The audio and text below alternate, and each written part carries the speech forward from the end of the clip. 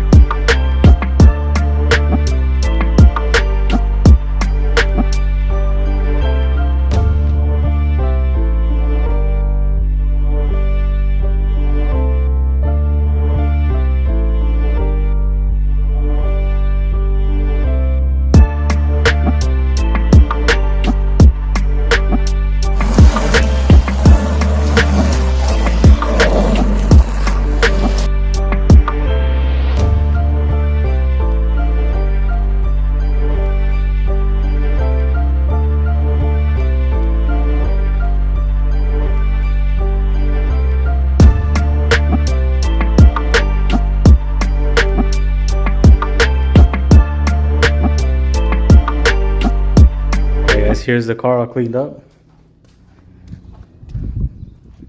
It still needs a polish. I polished it like a little bit, and I'm gonna fix that right now. I'm gonna have to make like a custom bracket because those things that hold it on kind of broke off. But here, the wheels all cleaned up.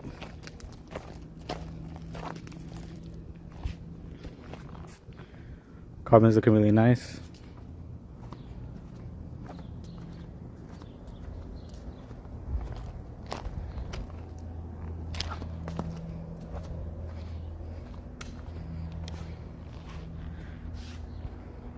I still need to go through it one more time.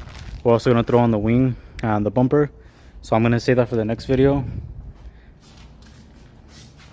But she's looking pretty good right now.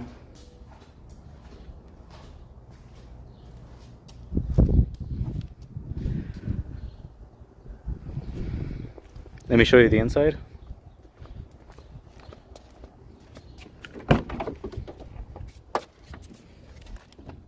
I think I need to vacuum it one more time.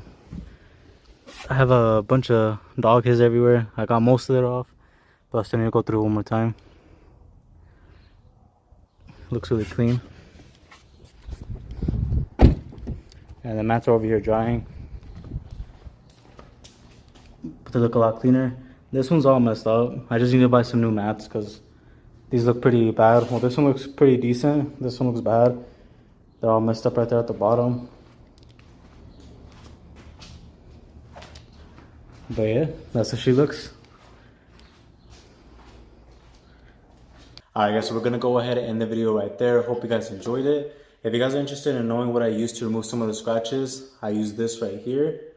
It's the McGuire scratch remover. It worked pretty good using it by hand, so I just used a microfiber towel, went over it to remove some of the scratches. It does still need a really good polisher with the polisher, so I'm going to have to purchase one in the future to be able to remove a lot of the scratches.